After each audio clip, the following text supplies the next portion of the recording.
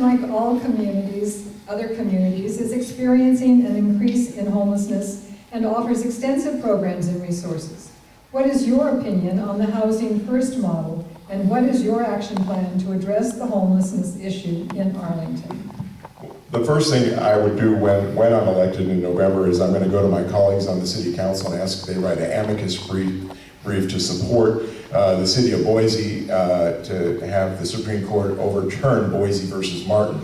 That case is what's caused homelessness to run rampant in our community, because it's tied the hands of local governments and law enforcement to do anything about the homeless situation in our parks and on our streets.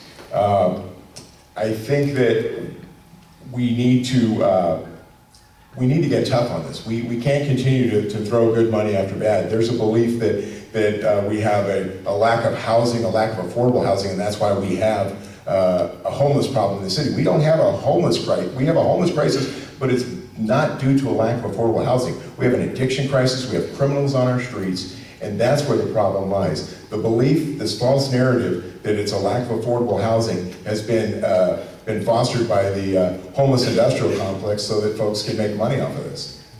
Thank you. Gabby? Well, I think the Housing First plan and model is a step in the right direction. I think that's a perfect example of how when you have strong partnerships with our communities, or community organizations, our faith-based organizations, and the city, we can really help our Riversiders get the help that they need.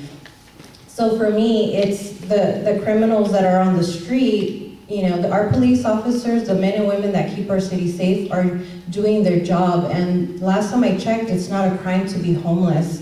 And so we need to make sure that we are being good stewards, not just of the tax dollars, but of our community, and that we're helping those that need to be helped. And thank the police officers that keep us safe, and they're doing their part. They're out fighting crime, and they cannot arrest somebody because they are homeless. So I believe we're taking the appropriate steps. It's not going to happen overnight, and we need to continue partnering with all stakeholders to ensure that we're moving the mark.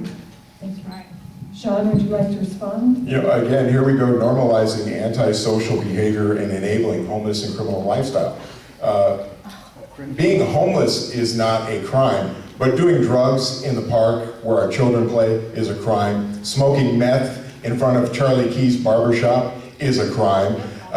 Defecating in public is a crime. Let's enforce those crimes. Those are crimes, and yet they're not being enforced. And the community is sick and tired, and they demand that somebody steps up and takes a stand.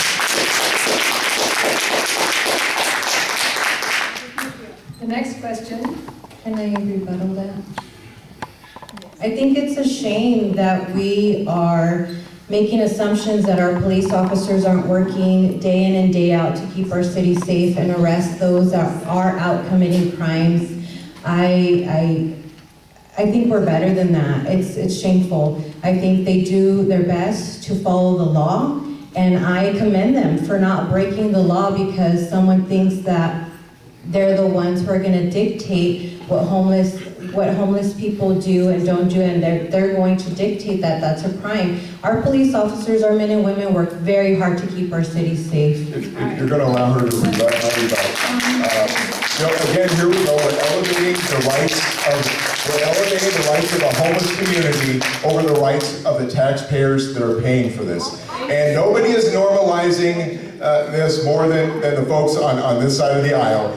They have made it so that the homeless have more rights than the people who are paying the taxes in this community.